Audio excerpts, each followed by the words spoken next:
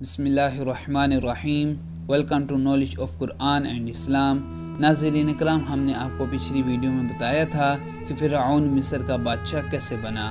اگر آپ نے اس ویڈیو کو نہیں دیکھا تو اس ویڈیو کے ڈسکرپشن میں اس کا لنک مل جائے گا، آپ لنک پر کلک کر کے اس ویڈیو کو دیکھ سکتے ہیں۔ ناظرین اکرام، جب فرعون مصر کا بادشاہ بن گیا تو اس نے لوگوں کو حکم دیا کہ مجھے سجدہ کرو، تو سب سے پہلے اس کے وزیر حامان نے اس کو سجدہ کیا، پھر دیگر لوگوں نے بھی اس کو سجدے کیے، لیکن بنی اسرائیل نے فرعون کو سجدہ کرنے سے صاف انکار کر دیا۔ فرعون نے ان کے سرداروں کو بلا کر بہت ڈرایا اور دھمکایا، مگر انہوں نے کہا کہ ہم تیری عبادت نہیں کر سکتے، ہم صرف اپنے رب کی عبادت کریں گے، تو جو چاہے ہمارے ساتھ کر لے۔ فرعون غصے میں آ گیا اور دیگوں میں زیتون کا تیل ڈالنے کا حکم دیا۔ جب یہ تیل پکنے لگا تو بنی اسرائیلیوں کو اس تیل میں ڈالنے کا حکم دے دیا۔ جب بہت سارے بنی اسرائیل جلا دیے گئے، تب حامان نے فرعون سے کہا کہ تو ان کو مہلت دے اور ان کو دنیا میں ذلیل کر کے رکھ۔ تب اس نے جلانے کے حکم سے منع کیا اور اسرائیلیوں پر بہت سختیاں شروع کر دی۔ اس زمانے میں فرعون نے خواب دیکھا کہ بیت المقدس کی طرف سے ایک آگ آئی جس نے تمام قبطیوں یعنی فرعونیوں کو جلا ڈالا، مگر بنی اسرائیلیوں کو کچھ نہ ہوا۔ اور پھر دیکھا کہ بنی اسرائیل کے محلے سے ایک بڑا سانپ نکلا جس نے اس کو تخت سے نیچے گرا دیا۔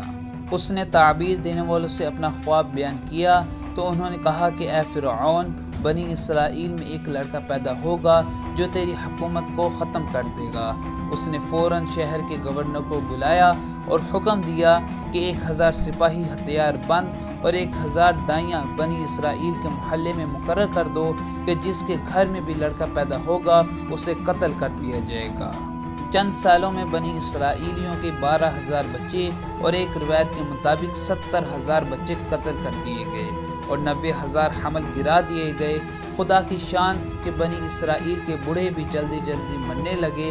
تب قبطیوں نے فرعون سے درخواست کی کہ بنی اسرائیل میں موت کا بازار گرم ہے اور ہر دن ان کے بچے قتل کیے جا رہے ہیں، اگر یہ حال رہا تو یہ قوم فنا ہو جائے گی اور پھر ہمیں خدمتگار کہاں سے ملیں گے۔ تب فرعون نے حکم دیا کہ 1 سال بچے قتل کیے جائیں اور 1 سال چھوڑ دیے جائیں۔ اللہ تعالیٰ کی شان کہ چھوڑنے کے سال میں حضرت ہارون علیہ السلام پیدا ہوئے اور قتل کے سال موسیٰ علیہ السلام کی پیدائش ہوئی۔ لاوی بن یعقوب علیہ السلام کی اولاد میں حضرت عمران اس وقت اپنی قوم کے سردار تھے۔ ان کی بیوی کا نام حضرت عائز تھا۔ موسیٰ علیہ السلام انہی کے فرزند ہیں۔ جب حضرت عائز حاملہ ہوئی تو فرعون کی دائیاں ان کے گھر میں اور سپاہی دروازے پر آنے لگے۔ جب زمانہ ولادت قریب آیا تو ایک دائی ان کے گھر میں رہنے لگی۔ موسیٰ علیہ السلام رات کے وقت پیدا ہوئے۔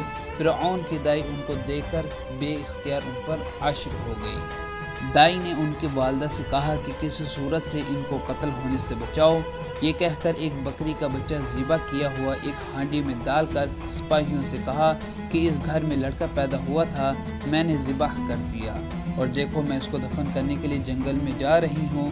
سپاہیوں نے اس پر اعتبار کیا اور کوئی زائد تحقیقات نہ کی، لیکن موسیٰ علیہ السلام اپنے گھر میں پرورش پاتے رہے۔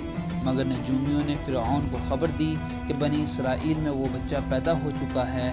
فرعون اس خبر سے بہت پریشان ہو گیا اور اس نے سپاہیوں کو سخت تنبیہ کی تو انہوں نے کہا کہ ہم نے بہت کوشش کی اور بنی اسرائیل کے بہت سارے بچوں کو قتل کیا، مگر عمران کے لڑکے کو اپنے ہاتھ سے نہ مارا، صرف دائی کے کہنے پر اعتماد کر لیا۔ تو فرعون نے سپاہیوں کو حکم دیا کہ ان کے گھر کی تلاشی لو اور بلا تأمل ان کے گھر میں گھس جاؤ۔ سپاہی بے پردہ حضرت عمران کے گھر میں گھس آئے۔ اس وقت حضرت موسیٰ علیہ السلام اپنی بڑی بہن مریم کی گود میں تھے۔ مریم نے یہ ماجرا دیکھ کر فوراً ان کو بھڑکتے ہوئے تندور میں اس طرح ڈال دیا کہ سپاہیوں کو ان کی خبر تک نہ ہوئی۔ سپاہیوں نے سارے گھر کی تلاشی لی اور کچھ نہ پا کر واپس لوٹ گئے۔